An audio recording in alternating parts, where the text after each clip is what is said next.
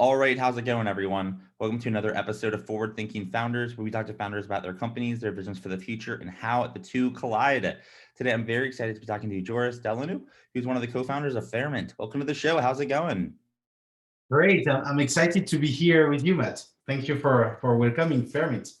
Yeah, I'm excited to learn more about what you're working on. Also, I have to say, I think you win the award for the absolute coolest Zoom background I've ever seen, at least some that's come on the podcast. And that's a lot. I've done a lot of interviews, so good work there. But we're not here talking about backgrounds. We're here talking about companies. So what is Fairmint for people that haven't heard of it, and what are you working on? Well, with Fairmint, we literally want to give the superpower to founders to literally put an invest now button on their website and to change completely the experience of fundraising for them, but as well for anyone willing to access and participate in the upside of success of the product or the service that they love and that they use. And basically, we are the tech provider to help that happening. So this is great. So let's walk through I guess, dual user experience. So let's say I'm a startup, which I am. It's very relevant. So I can just like ask the questions on the podcast. Like I'm totally evaluating Fairmint like for myself as I think about capital, fundraising, not fundraising, etc. And I'm sure other people listening are in that same camp. So can you kind of walk me through if someone was to get on Fairmint and like raise money on Fairmint, what does that look like? What's like the user experience kind of what you're building?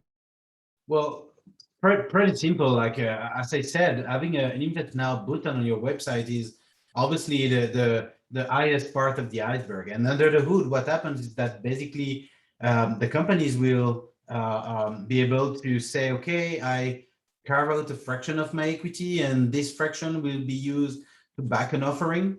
And thanks to this offering, the company will be able to give some ownership and turn some people into true stakeholders, into true owners. And to do that, to make it happen, we basically leverage decentralized finance protocol, and we give the opportunity to invest under a completely compliant framework and exemptions that exist in the US. But also we wanted to work on making sure that some people that are not able, that are not qualified, would get a chance to participate in ownership. And to do that for them, basically they can work and provide with a service to the company, and in return get a compensation for that. And this compensation, rather than to be an Amazon card or some cash, it can be a true securities of the company. And these securities means upside. And upside means, for if you imagine that apply to Uber drivers, it would have mean that when Uber went IPO, many drivers would have been millionaires, just like the wealthy people that invested at the beginning of Uber. So that's basically how it works. And from a user experience, we wanted to have like a so smooth experience of investment. So we waive like all the friction that exists today on equity to literally focus on a great private experience on investing in startups, private startups, obviously. But yeah, and you can obviously go and check the product. We have it live on Fairmint. We just raised more than 3 million, and obviously that will be vintage very soon. I hope so. But that's the beauty of having a continuous offering, a continuous way of raising fund without any pitch, without any deck, simply by turning the people that support you into investor or owner.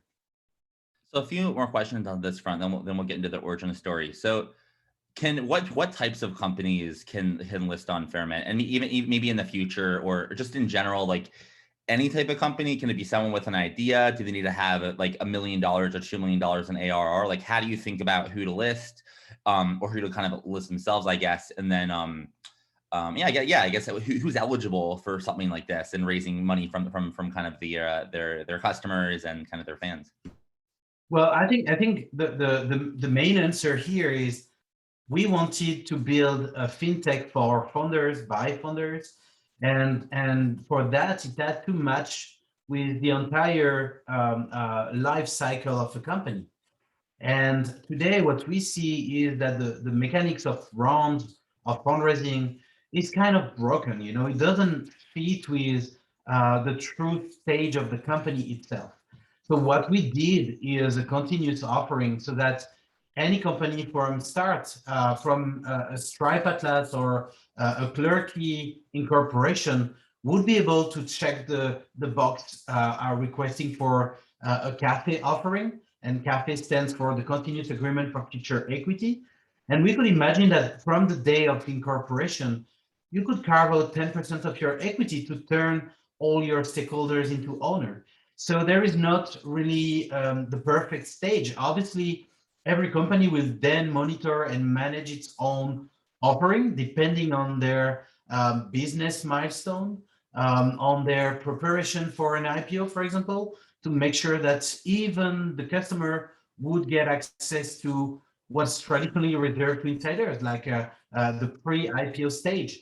And the goal for us is really like to make sure that we give the best experience for all those people, having the right tool, the right API, and all the software is built to literally serve all those stages of companies.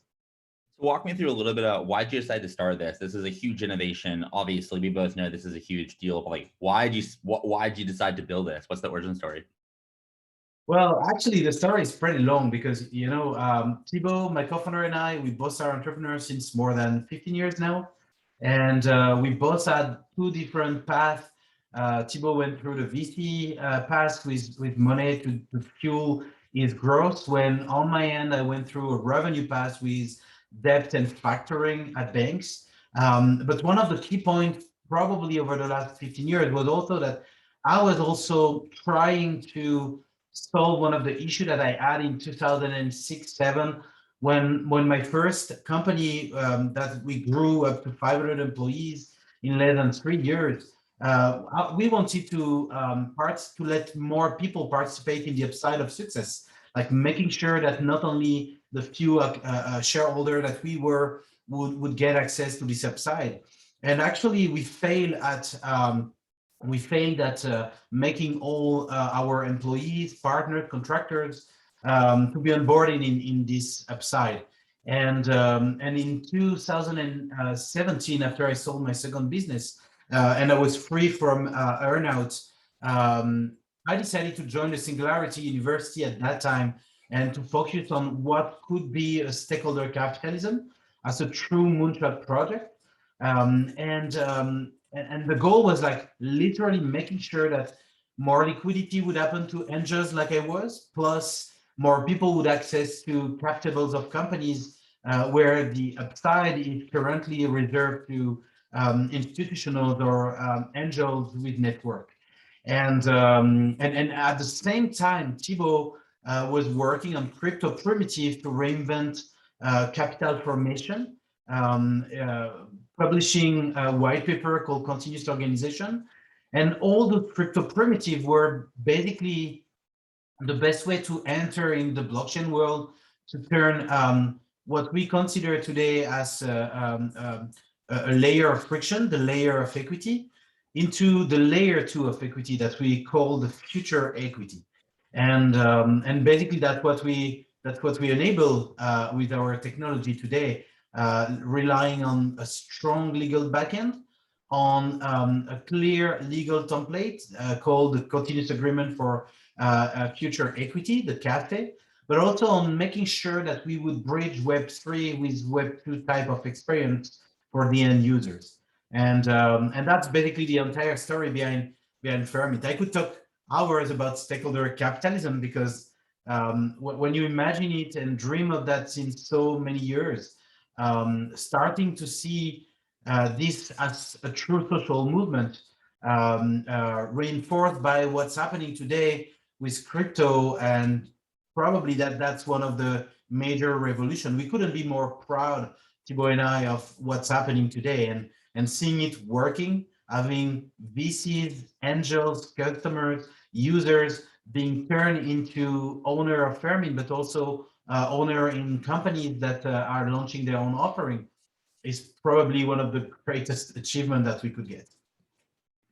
And walk me through, like the big picture here, the big vision. I mean, this kid, I mean, like what you're doing, obviously, like I think everyone listening or most people listening know like how big this is for financing for startups, and just not even financing for startups, but just like more people getting what they kind of deserve, right? But walk me through 5 years, 10 years, 15 years down the line. What do you see as the big picture and the vision for Fairmint? You know, what direction are you rowing in? Well, I think the big picture behind Fairmint is probably the decentralization of stock exchange, stock markets. Today, when you are a company like Airbnb or Coinbase, even that is going through an IPO process on direct listing, um, those type of process could have been done directly to the community, and it could have happened directly on the Airbnb website. It could happen tomorrow on Coinbase website, on Coinbase app, and you could imagine a way where having your Invest Now button on your own website would mean that even if you are super successful, you would list your own sticker symbol on your own platform. Maybe you would go on exchanges after, but you would give the prime access to your community. And that could be so huge. And the vision that we have is that we should provide all the technology to make that happen, from say the first check when the company starts, probably with a mechanism of fund that would come and that would literally be the first check in the cafe offering of Fairmint customers. But at the end, for the most successful, we can imagine a continued stack where the most successful company would literally leverage this stack to go public on their own website. So that's probably the vision that we have right now, and also turning all the friction that exists on equity, on cap tables today, into a fully decentralized way of working, with Etherscan being the new Carta, having all the transaction, all the interaction fully traceable, transparent on this technology that the blockchain is, and that is becoming as mainstream as the cloud computing 15 years ago. In order to make this happen, and I definitely want it to happen, so everyone kind of listen up. Like, how can the forward-thinking founders community help? Like, are you raising money through a cafe? Are you hiring? Are you looking for partners, customers, founders? Like, how can the forward-thinking founders community assist here? Well, so at Fairmint today, yeah, we eat our own dog food, and dog fooding is probably the best way to secure all the product, all the transaction, all the interaction, and to offer the best experience to customers as well. Because anytime that they come to us with some feedback, most of the time we already also worked on many issues, and we went through a very clear process to build the product. Like, we followed the Google Venture Design Sprint. We had probably 20-ish iteration of it, and for us, making sure that we don't work on assumption, but we work on true user feedback and expectations was absolutely key. So all the products reflect that today. The thing that we want now is probably making sure that we have the right narrative, that we have the right people pushing the entire community, and turning more than 230 probably now investors into true stakeholder, into true owner, putting them skin in the game was absolutely key. And we start to see a movement where all those people are networking, creating this network effect that we could expect. And now, if you imagine that we add every new customer with its own community, its own network effect to the same social movement, then you can expect it to be wider and wider. Now, to answer the question on how we could receive any help, or we obviously are hiring, and we have a very opinionated way of hiring.